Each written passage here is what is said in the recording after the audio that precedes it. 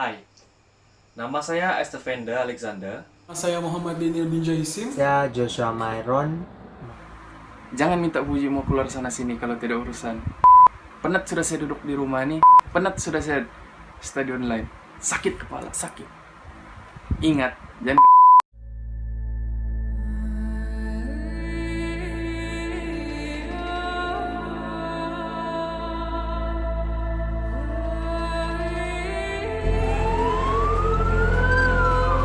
As Malaysia battles to contain the COVID-19 virus, It's only when the trucks leave authorities have been that you carrying realise out what's going on. military-style operations across the capital, Kuala Lumpur. In the name of public health and safety, they've Situasi rounded up semasa wabak ini memerlukan tindakan drastik dan untuk itu kerajaan memutuskan untuk melaksanakan perintah kawalan pergerakan. Terutamanya ketika krisis COVID 73 kes, 95 kes, 277 kes. disebabkan oleh masalah tersebut.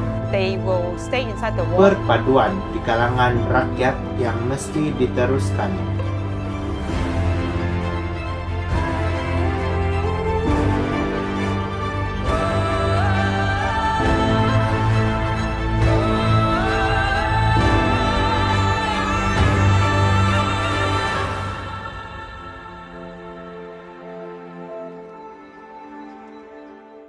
Oke. Dalam keadaan masyarakat yang tinggal di kawasan perumahan yang hidup berjiran, kebersihan sering menjadi topik utama dalam perbualan masyarakat maupun kaum.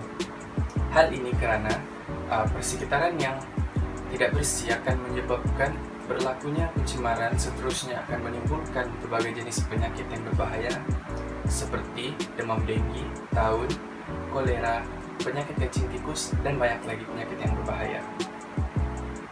Seterusnya akan menyebabkan pemusuhan dan pergaduhan di antara kaum karena masyarakat akan saling menuding jari di antara satu sama lain. Disebabkan oleh masalah tersebut, perpaduan di antara kaum semakin pudar. Persekitaran yang bersih akan menjamin kehidupan yang lebih sehat. Seterusnya masyarakat akan hidup dalam keadaan yang aman dan harmoni. Hal ini dapat mengelakkan permusuhan dan pergaduhan. Sebagai contoh, dalam era norma baru ini yang disebabkan oleh penularan COVID-19 dalam negara, perpaduan dalam kalangan masyarakat juga dapat dieratkan lagi menerusi kerjasama di antara barisan hadapan dan juga masyarakat dengan cara menjalankan Perintah Kawalan Pergerakan atau PKP secara bersama-sama bagi mencegah dan mengawal penularan virus COVID-19, seterusnya dapat menghapuskan rantaian virus COVID-19. Melalui perpaduan ini, Malaysia dengan masyarakatnya yang berbilang kaum dapat hidup dalam keadaan aman dan harmoni, seterusnya menjadikan Malaysia sebuah negara yang hebat di mata dunia. Hal ini kerana perpaduan amat penting dalam menjadikan sebuah negara itu negara yang aman dan makmur. Seterusnya, perpaduan juga amat penting dalam membasmi penularan penyakit bahaya seperti COVID-19 dan juga permusuhan dan pergaduhan di antara kaum juga dapat dihilangkan kerana isu perkauman atau sifat perkauman adalah musuh utama negara. Dalam sektor ekonomi, ahli perniagaan tidak kira bangsa sama ada Melayu, Cina atau India maupun Bumi Putra Sabah dan Sarawak yang dermawan juga memberikan sumbangan yang besar dalam penjagaan kesihatan. Mereka berganding bahu bersama masyarakat dalam menjayakan sesebuah program kebajikan kepada yang memerlukan. Contohnya, memberi perkhidmatan perubatan, keperluan asas harian, dan sedikit bantuan keuangan kepada masyarakat yang memerlukan. Seperti mereka yang terjejas dengan keadaan sekarang, yaitu pandemik COVID-19. Selain itu, ahli perniagaan ini juga turut mengadakan ceramah pendedahan tentang kesihatan bagi memupuk kesadaran di kalangan masyarakat berbilang kaum. Hal ini sekaligus dapat memperkukuhkan perpaduan masyarakat di samping mengelakkan penularan penyakit berjangkit yang sedang menular, yaitu COVID-19 dan penyakit kronik serta dapat meningkatkan kesejahteraan rakyat. Aspek perpaduan dan kesihatan kekal sebagai teras utama dalam membangunkan sesebuah negara yang maju. Penambahbaikan dalam penjagaan kesihatan ditumpukan kepada menangani keperluan penduduk yang kurang mendapat perkhidmatan, menambah baik sistem penyampaian kesihatan untuk meningkatkan kecekapan dan keberkesanan serta mempergiat kerjasama dengan sektor swasta dan NGO. Sebagai contoh, antara langkah yang dipergiat oleh sektor NGO ialah dengan mewujudkan program food bank di beberapa kawasan penduduk yang kurang berkemampuan. Perpaduan dan kesehatan. Kita tahu bahwa kesehatan yang baik adalah penting untuk menjamin kualiti hidup. Oleh itu, kerajaan terus komited untuk mencapai akses sejagat kepada penjagaan kesehatan berkualiti dalam asas sistem kesehatan. Setiap rakyat Malaysia akan mempunyai akses yang sama kepada perkhidmatan penjagaan kesihatan berkualiti pada kos yang berpatutan, dan perkhidmatan ini akan disediakan oleh penyedia perkhidmatan awam dan swasta.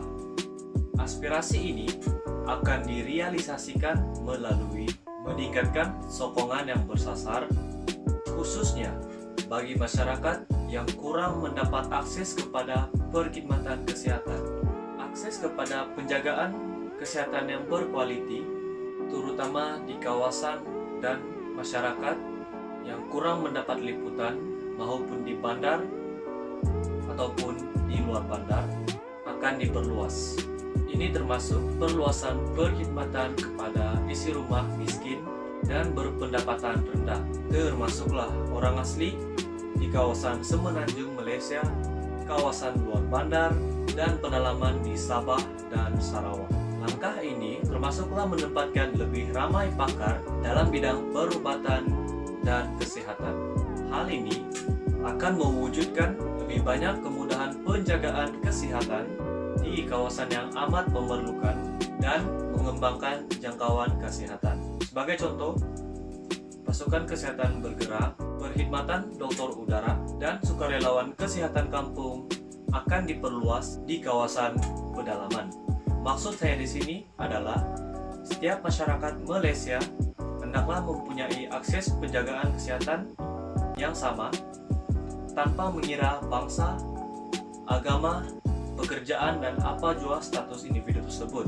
Hal ini akan meningkatkan kualiti kesehatan di Malaysia, terutamanya ketika krisis COVID-19 yang telah merugikan negara.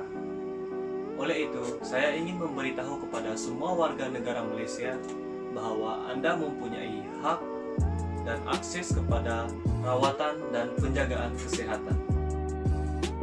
Isi yang seterusnya, jika ada masyarakat yang sakit, sudah tentu klinik atau hospital yang akan menjadi tempat kunjungan untuk memeriksa masalah kesehatan dan mendapatkan obat. Tidak kira apa bangsa, klinik dan hospital akan menjadi tempat rujukan setiap rakyat dalam mendapatkan rawatan terhadap sebarang masalah kesihatan yang dihadapi. Begitu juga dengan pegawai yang bertugas sama ada dokter, jururawat, pembantu hospital, dan semua kaki tangan hospital akan memastikan pesakit yang datang akan diberikan rawatan. Suasana ini berlaku di semua klinik dan hospital di Malaysia, dan ianya sesuatu yang menjadi detik perpaduan di kalangan rakyat yang mesti diteruskan, malah dibanggakan. Sebagai dokter ataupun jururawat, mereka tetap akan merawat pesakit yang datang walaupun berlainan bangsa dan agama, kerana itulah tugas mulia yang harus semua rakyat berbangga, khususnya ketika sesuatu wabak penyakit berjangkit melanda negara. Oleh itu, masyarakat tidak perlu bimbang hidup dalam negara Malaysia, kerana rakyatnya yang tidak membezakan bangsa serta agama dalam segala urusan. Masyarakat tidak perlu takut untuk berinteraksi dengan bangsa yang berbeza kerana kerajaan sentiasa memupuk sifat bertolak ansur dan saling menghormati antara satu sama lain. Dalam kes ini, kita dapat bekerja sama dalam mengurangkan penularan penyakit berbahaya.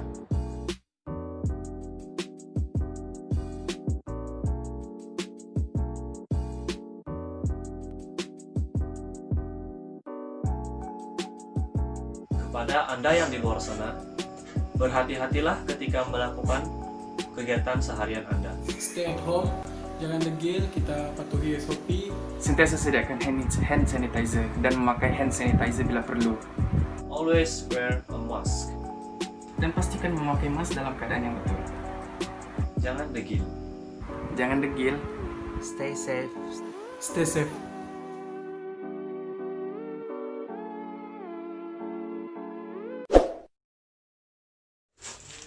Ini face mask.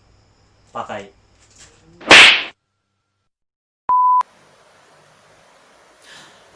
Situ.